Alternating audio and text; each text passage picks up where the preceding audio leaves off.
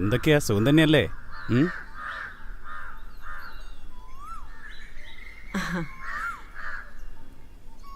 യാത്രയൊക്കെ സുഖമായിരുന്നു മക്കളെ. എത്ര കാലങ്ങൾക്ക് ശേഷാടാ നിന്നെ ഒന്ന് കാണുന്നത്. നീ വല്ലാണ്ടങ്ങ് തടിച്ചു പോയല്ലോ. ഇങ്ങനൊന്നും ആയിരുന്നില്ല അമ്മ സ്വപ്നം കണ്ടത്. ഈ മുറ്റത്തൊരു പന്തലിട്ട് നാട്ടുകാരെയും ബന്ധുക്കളെയൊക്കെ ക്ഷണിച്ചു വരുത്തി നിന്റെ വിവാഹം നടത്തണമെന്നായിരുന്നു എൻ്റെ മോഹം.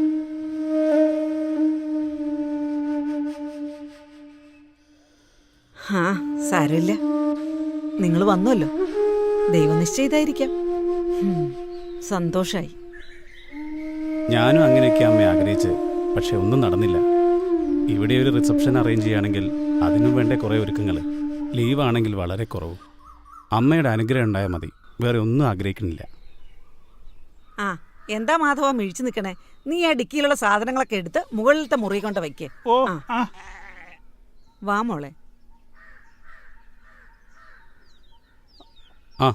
വരുൺ, ശരിടാ, നീ പോയി റെസ്റ്റ് എടുക്കുക. നമുക്ക് വൈകിട്ട് കാണാം. ശരി, ഓക്കെ, ബൈ. ശരി.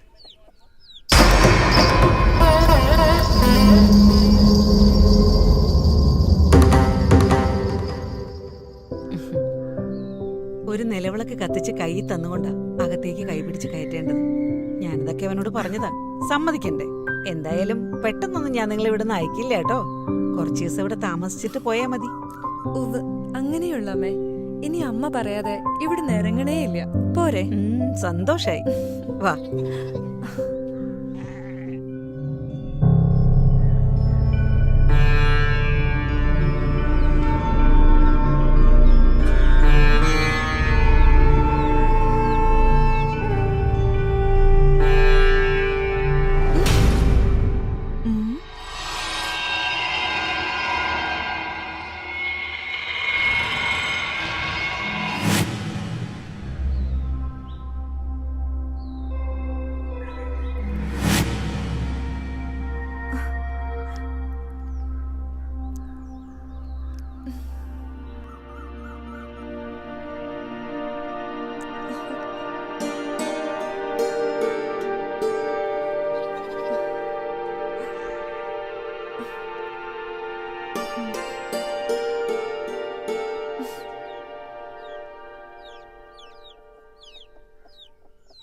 എന്താ തേജ നോക്കി നിൽക്കുന്നത്? ദേവനാരായണന്റെ സുന്ദരലോകം ഇഷ്ടമായോ നിനക്ക്? തീർച്ചയായും. ഈ മനോഹരമായ വീട് ആർക്കാ ഇഷ്ടപ്പെടാത്ത ദേവേട്ടാ? എൻ്റെ ഭാഗ്യം. പഴമയുടെ ഈ ലോകം നിനക്ക് ഇഷ്ടമാകുമോ എന്ന ആശങ്കയിലായിരുന്നു ഞാൻ. കാഴ്ചകളൊക്കെ നമുക്ക് നാളെ കാണാം. ഇപ്പോൾ എൻ്റെ സുന്ദരിക്കുട്ടി പോയി കുളിച്ചു വാ, അമ്മ താഴെ കാത്തിരിപ്പുണ്ട്.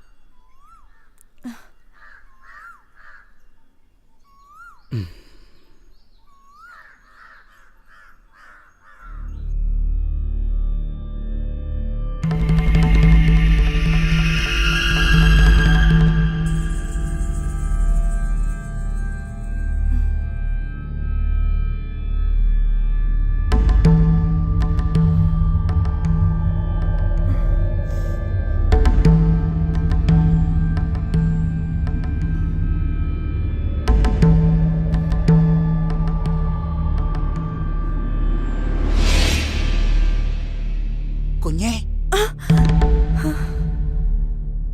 എന്താ മാധവ? ഈ മുറിക്കരികിലേക്ക് ആരും പോവാറില്ല കുഞ്ഞേ. എന്താ ഈ മുറിക്ക്? കുഞ്ഞേ, അത് പിന്നെ ദേവനാരായണ കുഞ്ഞൊന്നും പറഞ്ഞില്ലേ? ഇല്ല, ഒന്നും പറഞ്ഞില്ല. കുഞ്ഞേ, ഇത് രാജലക്ഷ്മി കുഞ്ഞിന്റെ മുറിയാ. സരസ്വതമ്മയുടെ മൂത്ത സഹോദരൻ അനന്തകൃഷ്ണന്റെ മകളാ. അനന്തസാറും ഭാര്യയും ബോംബെയിലായിരുന്നല്ലോ. രാജിക്കുഞ്ഞിന് ഈ നാടും വീടും സരസ്വതി അമ്മയും വലിയ ഇഷ്ടായിരുന്നു. നല്ല ചിത്രകാരിയാ. കൊറേ ചിത്രങ്ങൾ ഈ മുറിയിലുണ്ട്. മാധവോ, ദേ വിളിക്കുന്നു. ഞാനില്ലാണ്ട് ഒന്നും നടക്കില്ല. എന്തിനും ഞാൻ തന്നെ വേണം.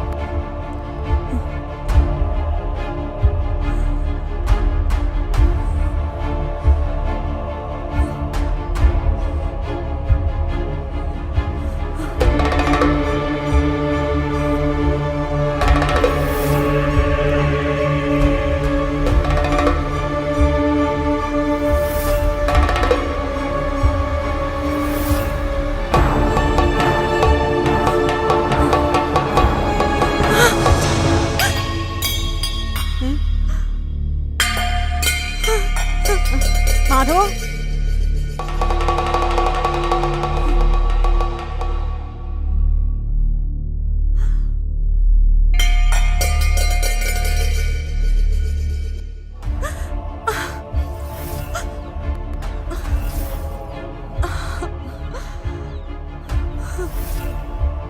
തേജ,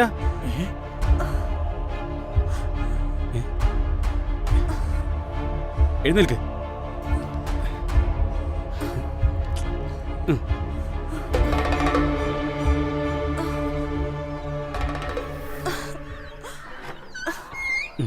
നീ എന്തിനാ ഈ മുറിയിലോട്ട് കയറിയത്?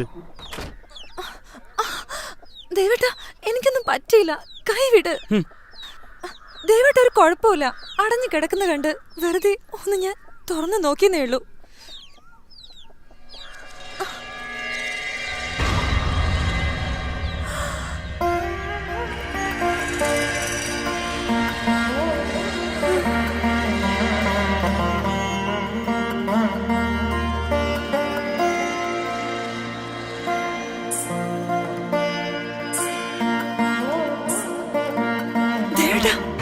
എന്താ?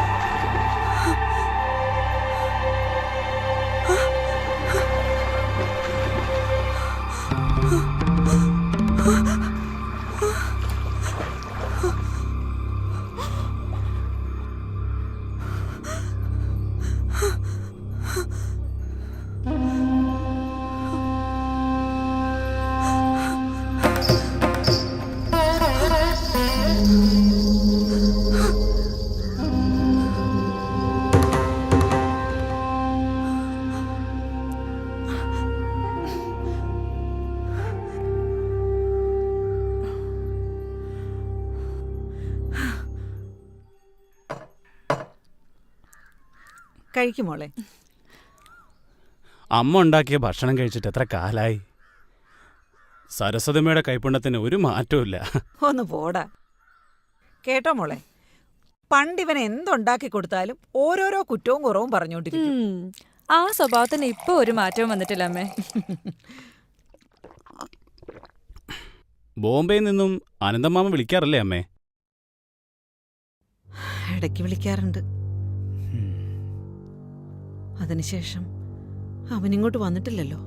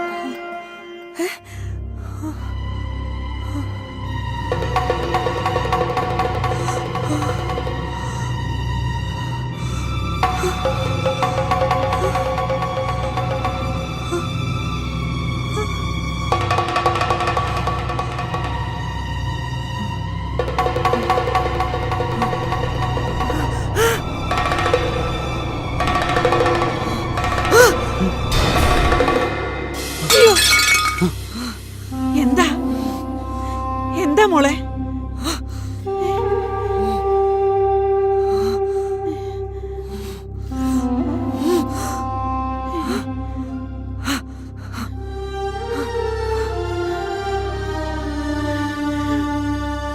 എന്റെ ഈശ്വര,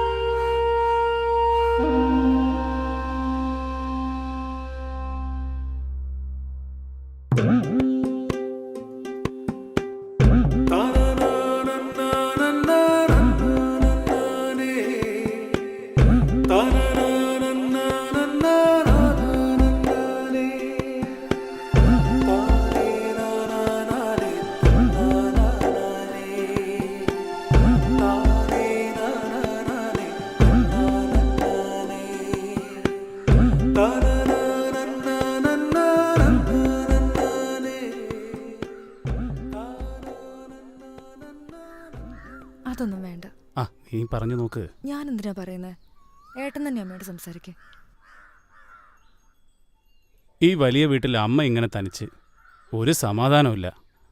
ഞങ്ങളുടെ കൂടെ വന്നൂടെ അമ്മയ്ക്ക്? അമ്മ വന്നാൽ ഇവൾക്കൊരു കൂട്ടാവുകയും ചെയ്യും. രാവിലെ ഞാൻ പോയാൽ പിന്നെ തേജ തനിച്ചല്ലേ. പിന്നെ ഗോപി വിളിച്ചിരുന്നു. വന്നിട്ട് 2-3 ദിവസം ആയില്ലേ. അവരെ ഇങ്ങോട്ടൊന്നും കണ്ടില്ലല്ലോ എന്നും ചോദിച്ചു. അമ്മ ഞാൻ ചോദിച്ചതിന് മറുപടി ഒന്നും പറഞ്ഞില്ല. ഞാൻ എവിടേക്കും ഇല്ല മോനെ. ഇനിയുള്ള കാലം ഇങ്ങനെയൊക്കെ അങ്ങ് കഴിഞ്ഞാൽ മതി. എനിക്കിവിടം വിട്ട് വരാൻ വയ്യ. അത് പറഞ്ഞ നിങ്ങൾക്ക് മനസ്സിലാവില്ല.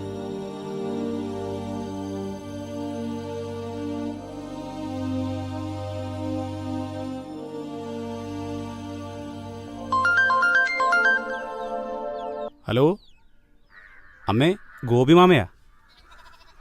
ഇല്ല ഇല്ല, മറന്നിട്ടില്ല. ഞങ്ങളങ്ങോട്ട് പുറപ്പെടാനിരിക്കുക. Okay okay. തേജ, നീ വേഗം റെഡിയാകും. നമുക്ക് ഗോപിമാമയുടെ അടുത്ത് പോയിട്ട് വരാം.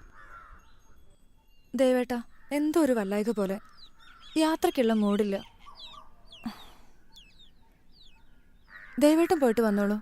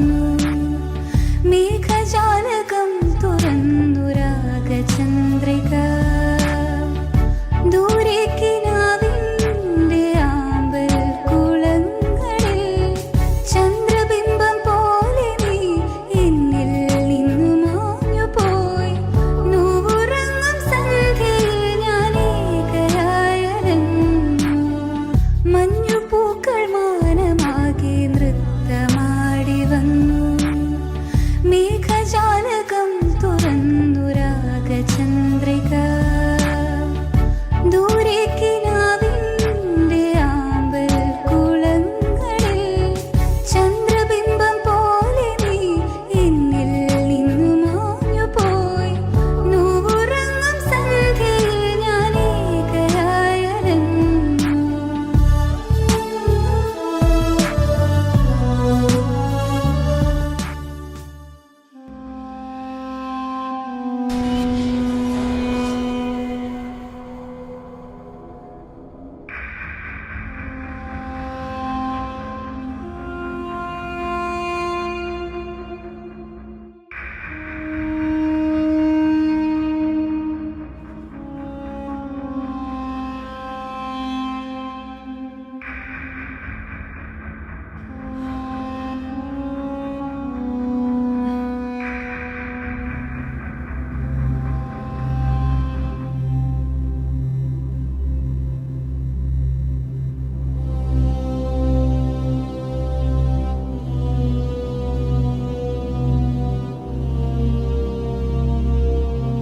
ദേവേട്ട, ഇതെനിക്ക് താങ്ങാൻ കഴിയില്ല. എൻ്റേതെന്നു പറയാൻ എനിക്ക് ഈ ലോകത്തുണ്ടായിരുന്നത് ആകെ ഒരു ദേവേട്ടനായിരുന്നു. ഇന്നു മുതൽ ദേവേട്ടൻ തേജേച്ചിയുടേതാണ്. വളരെ ചെറിയ മോഹങ്ങളായിരുന്നു. അതാകട്ടെ ദേവേട്ടനെ ചുറ്റിപ്പറ്റി കിളിർത്തും തളിർത്തും വളർന്നവയാണ്. ഇന്നെല്ലാം കരിയുകയാണ്. വലിയൊരു ശൂന്യതയിൽ മുങ്ങിത്താഴുകയാണ്. എന്ന് ദേവേട്ടൻ്റെ രാജി.